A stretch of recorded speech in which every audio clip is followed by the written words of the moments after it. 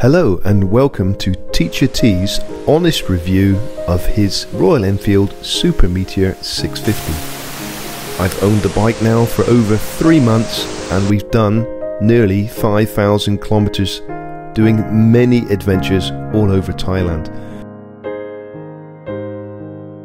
This bike is not just for pleasure, it's my daily commute to go to work and back every day. So now I feel it's a perfect time to review the bike. I have made a previous video of my transition from my Meteor 350 to the Meteor 650, where initially I struggled to adjust. So if you are considering upgrading from the Meteor 350, that's a video to watch. So let's delve into it, and I'm happy to say Royal Enfield listened to the 350 owners and produced the model in a 650, which is what we all wanted. And the designers came up trumps and made the bike even better looking than before. And the beauty and sound of the twin exhausts is what I craved for.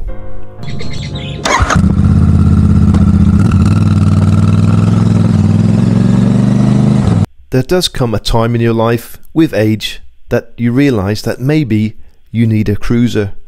Relaxed riding position, slower pace, enjoying the views, stop racing around.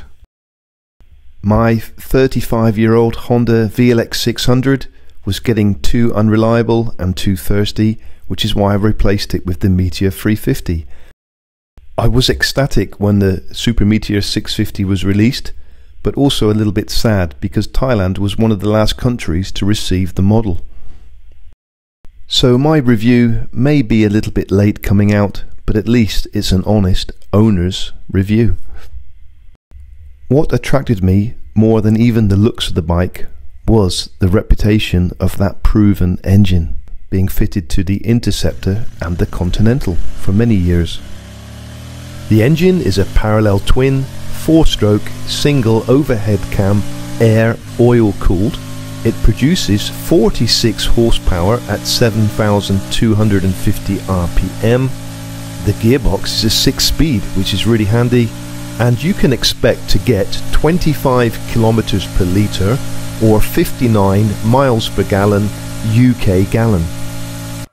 The fuel tank is a hefty 15.7 litre capacity, and you can expect a 280 kilometer range before the indicator starts to flash, leaving you just over 4 litres in the tank before refueling. Handling and cornering is absolutely superb, probably one of the best I've experienced, especially in a big bike. This is achieved through the bike's long wheelbase, low centre of gravity, and that big front wheel like a centrifuge pulling you through the corners.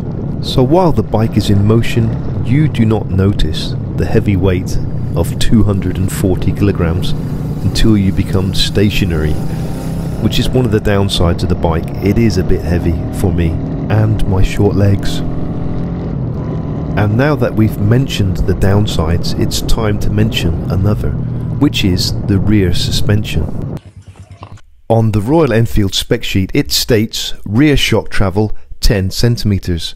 But when I sit on the bike, this halves. I take up 5 centimeters with my 80 kilograms sitting on the bike, and this is where the problem lies. Only 5 centimeters of travel left.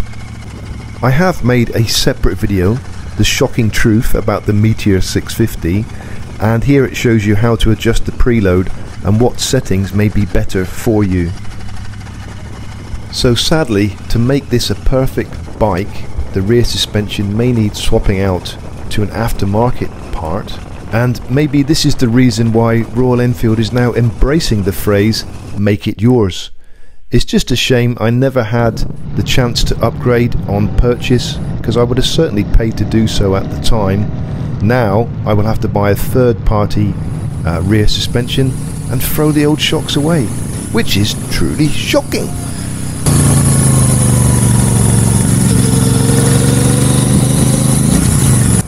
But it also depends on your country and how good your country's roads are.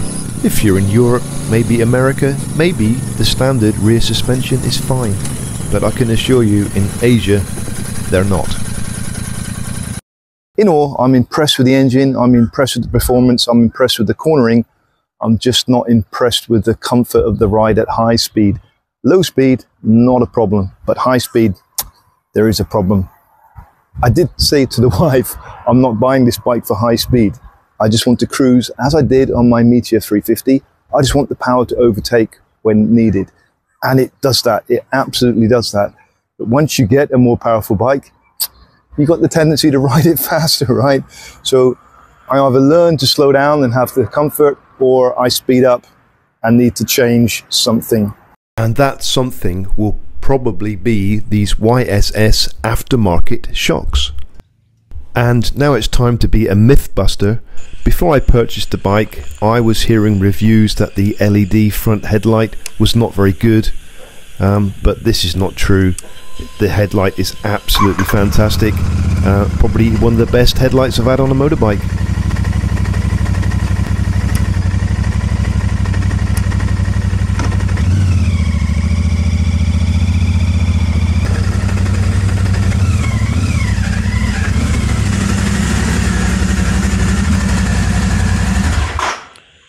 And what's really nice is that when you turn the engine off on this switch, the headlight stays on.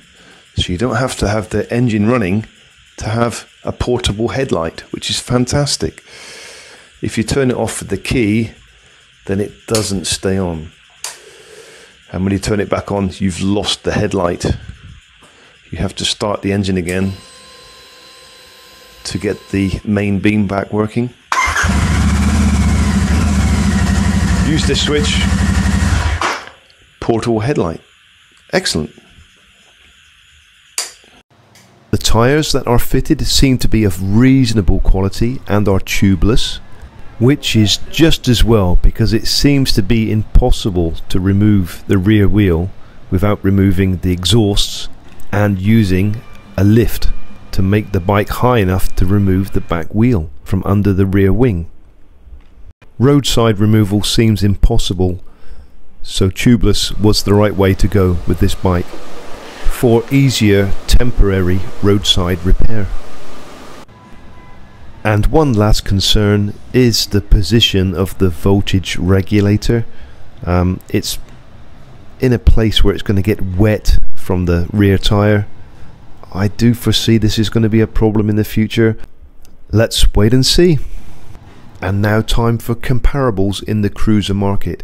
If money was no object, I would have really have loved the Indian Scout or the Harley Davidson Softail, but they are more than twice of what I paid for my Royal Enfield Super Meteor, and I really struggled to afford that, taking 10 months wages to buy the bike.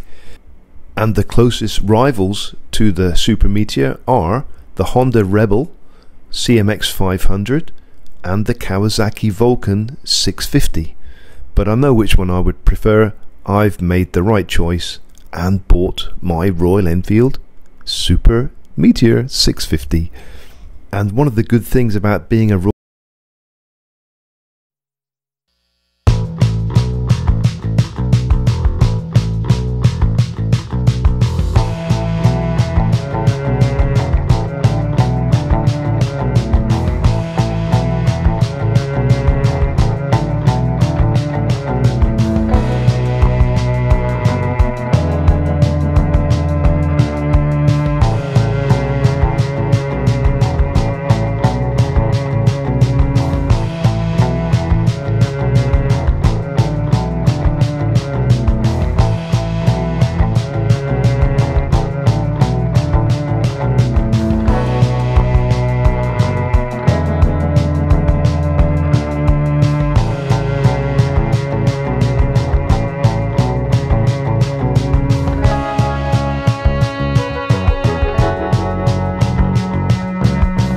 As always, your support is much appreciated. Until next time, safe riding.